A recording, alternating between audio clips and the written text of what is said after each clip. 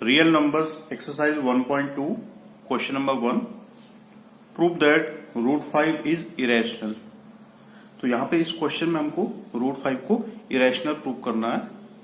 √5 already एक irrational number है, but हमें यहाँ पे प्रूव करना है, ठीक है। और इसको हम प्रूव करने से पहले थ्योरम 1.2 देख लेंगे, फिर हम अपने क्वेश्चन पे आएंगे। Theorem 1.2 let P be a prime number if P divides A square, then P divides A where A is a positive integer। तो इस थ्योरम में यहाँ पे कहा गया है कि P एक प्राइम नंबर है। अगर P जो है A स्क्वायर को डिवाइड कर सकता है तो P A को भी डिवाइड कर सकता है, और A क्या है यहाँ पे पॉजिटिव इंटीजर। तो एक एग्जांपल की हेल्प से हम समझते हैं थ्योरम 1.2 को। तो देखो बेसिकली थ्योरम में क्या क्या कहा गया है, if P divides A square then P divides A also. तो एक एग्जांपल ले लेते हैं। देखो P एक प्राइम नंबर लेना है यहाँ पे, तो हमने P को प्राइम नंबर लिया है 2 एक प्राइम नंबर है, और A एक पॉजिटिव इंटीजर होना चाहिए, और देखो A हम ले रहे हैं यहाँ पे 4। अब यहाँ पे चेक कर लेते हैं। देखो P जो है 2 जो है डिवाइड कर सकता है 4 स्क्वायर को। तो देख लेते हैं। देखो 4 स्क्वायर बेसिकली क्या होता है 16, और आप चेक कर सकते हो 16 को 2 डिवाइड कर सकता है। देखो 2 8 जा 60। तो यहाँ पे हम देख लेते हैं क्या 2 जो है 4 को भी डिवाइड करेगा। तो आपको पता है कर सकता है 2 टाइम्स, है ना। तो यहाँ पे देख लिया आपने, यहाँ पे P की जगह क्या है 2 और A की जगह क्या है 4, है ना। तो 2 divides A square, it means 4 square.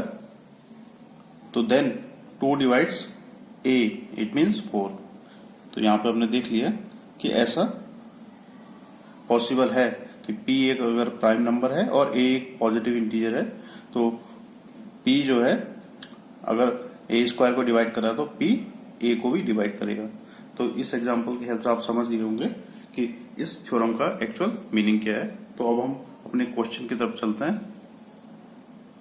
तो एक्सरसाइज 1.2 का क्वेश्चन नंबर 1 है, प्रूव दैट √5 इज इरेशनल। तो हम यहाँ पे √5 को इरेशनल प्रूव करने के लिए एक मेथड अप्लाई करेंगे, कॉन्ट्राडिक्शन मेथड। तो कॉन्ट्राडिक्शन मेथड में क्या होता है, जैसे हमें पता है कि √5 एक इरेशनल नंबर है, हमें यहाँ पे प्रूव करके लाना है।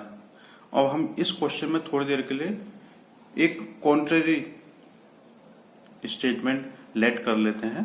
कॉन्ट्रेरी स्टेटमेंट का मतलब है कि आप √5 को रेशनल लेट करेंगे, बिल्कुल ऑपोजिट, जबकि हमें प्रूव करना है कि √5 एक क्या है इरेशनल नंबर। बट हम थोड़ी देर के लिए मान लेते हैं कि √5 एक रेशनल नंबर है।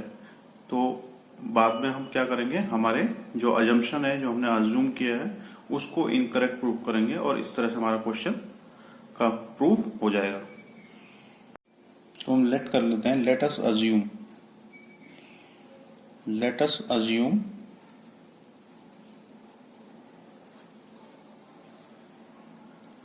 √5 is a rational number।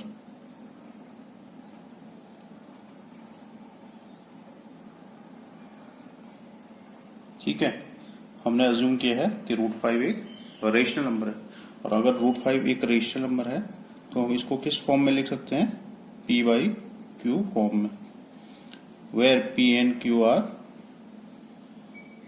Integers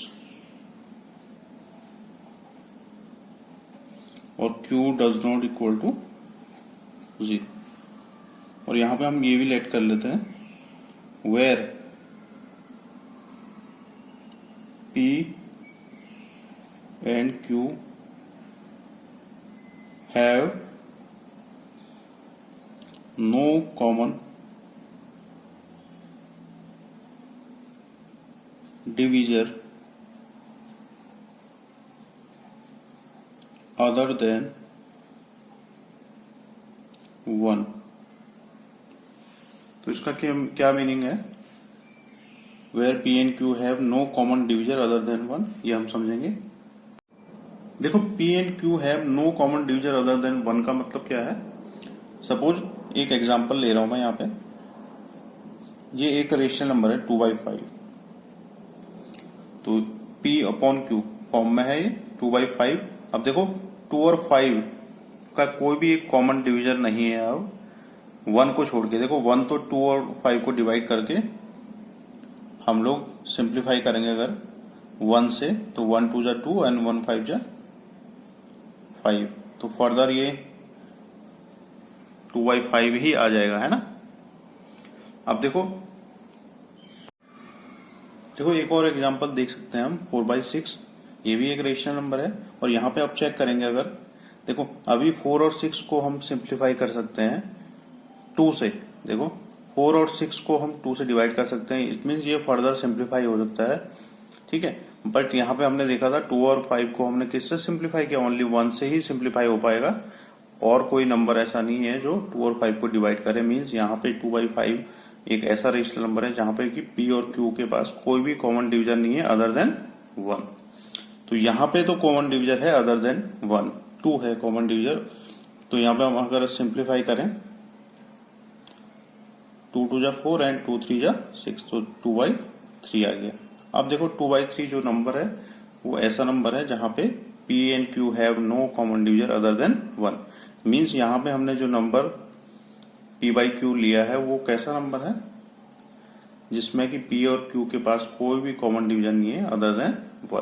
तो इसलिए इसका ये मीनिंग है। और किसी सॉल्यूशन में ये भी लिखा होता है P and Q have no common factor other than 1, या ये कह सकते हैं P and Q have no common divisor other than 1। तो अलग अलग तरीके से लिखा हुआ है, सबका एक ही मीनिंग है। कहीं कहीं जगह पे ये लिखा हुआ है P एंड Q आर को प्राइम नंबर्स, तो उसका भी मीनिंग यही होता है। को प्राइम नंबर्स का कोई भी कॉमन डिवीजन नहीं होता है अदर देन 1, ठीक है। या ये कह सकते हैं उनका भी कोई भी कॉमन फैक्टर नहीं होता है अदर देन 1। तो बढ़ते हैं आगे। तो ये लेट किया हमने P/Q इज इक्वल टू √5, और हम इसको इस तरह से भी लिख सकते हैं P इक्वल टू √5Q। अब हम स्क्वायरिंग ऑन बोथ साइड करेंगे, स्क्वायरिंग ऑन बोथ साइड, तो ये हो जाएगा P² is equal to √5Q whole square. तो हो जाएगा P² इक्वल टू 5Q², ठीक है। और अगर हम इसको ऐसे लिखें P² upon 5 equal to Q², तो यहाँ पे आप देख सकते हैं P² को डिवाइड किया 5 ने, और आंसर क्या है आपका Q²। इट मीन्स यहाँ पे हम कह सकते हैं 5 डिवाइड्स P², ठीक है। तो हम थ्योरम 1.2 से हम क्या कह सकते हैं? 5 डिवाइड्स P ऑल्सो, ठीक है। तो 5 जो है डिवाइड करेगा P को भी थ्योरम 1.2 से। तो हम देख लेते हैं कि अगर P को 5 डिवाइड करेगा तो कोई एक आंसर आएगा आपका, कोई भी एक नंबर आएगा, है ना। तो थोड़ी देर के लिए मान लेते हैं उस नंबर को C, ठीक है। और यहां से हम अगर P की वैल्यू देखें P इक्वल टू 5C, और इस इक्वेशन को आप फर्स्ट लेट कर लें। अब हम P इक्वल टू 5C की जो वैल्यू है, ठीक है, P इक्वल टू 5C को हम पुट करेंगे इक्वेशन नंबर 1 में, ठीक है। तो इक्वेशन नंबर 1 में हम पुट करेंगे P इक्वल टू 5C। तो इक्वेशन नंबर 1 है P² इक्वल टू 5Q², इसको लिख लेते हैं हम। और P की जो वैल्यू है वो 5C है, तो यानी कि 5C whole square is equal to 5Q², और 5C whole square means 25C² equal to Q square, ठीक है। और देखो यहाँ पे हम सिंप्लीफाई करेंगे, 5 1 जा 5 एंड 5 5 जा 25, तो हो जाएगा 5c square equal to Q square, ठीक है। और अगर हम थोड़ी देर के लिए इसको ऐसे लिखें, क्यू स्क्वायर अपॉन 5, अब आप यहाँ पे देख सकते हैं क्यू स्क्वायर को 5 ने डिवाइड किया और आंसर आया आपका c square. It means 5 divides Q square, ठीक है। Then by theorem 1.2 5 divides Q also, ठीक है। देखो यहाँ पे हमें एक रिजल्ट मिला 5 डिवाइड्स क्यू, और यहाँ पे हमें इससे पहले मिला था 5 डिवाइड्स पी। तो यहाँ पे हम क्या लिख सकते हैं, देयरफॉर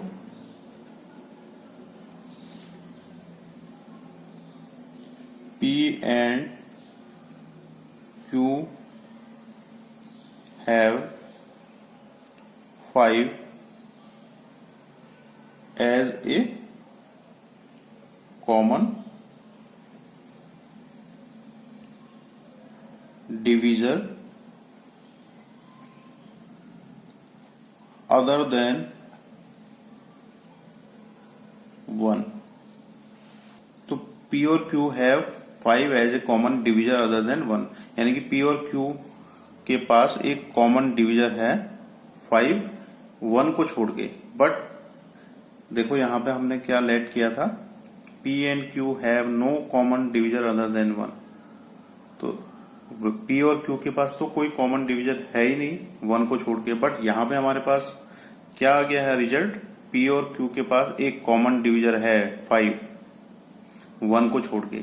तो इट मीन्स जो हमने यहाँ पे अज्यूम किया था वो क्या हो गया, वो अजम्पशन बिल्कुल इनकरेक्ट हो गया। इट मीन्स हमने जो रूट 5 को रेशनल नंबर माना था वो गलत माना था। रूट 5 एक्चुअल में क्या है, इरेशनल नंबर है। हमने एक डेफिनेशन पढ़ी है इरेशनल नंबर की कि जो नंबर रेशनल नहीं है वो क्या है, इरेशनल। तो रूट 5 अगर यहाँ पे हमने ये प्रूव कर दिया है कि रूट 5 रेशनल नंबर नहीं है, या ये कह सकते हैं जो हमारा अजम्पशन था, जो हमने अज्यूम किया था वो गलत है। It means root 5 rational number नहीं है। तो इट मीन्स क्या होगा, रूट 5 इरेशनल नंबर। तो इस तरह से हमने इसको प्रूफ किया, ठीक है। तो यहाँ पे हम लिखेंगे आवर अजम्पशन इज इनकरेक्ट।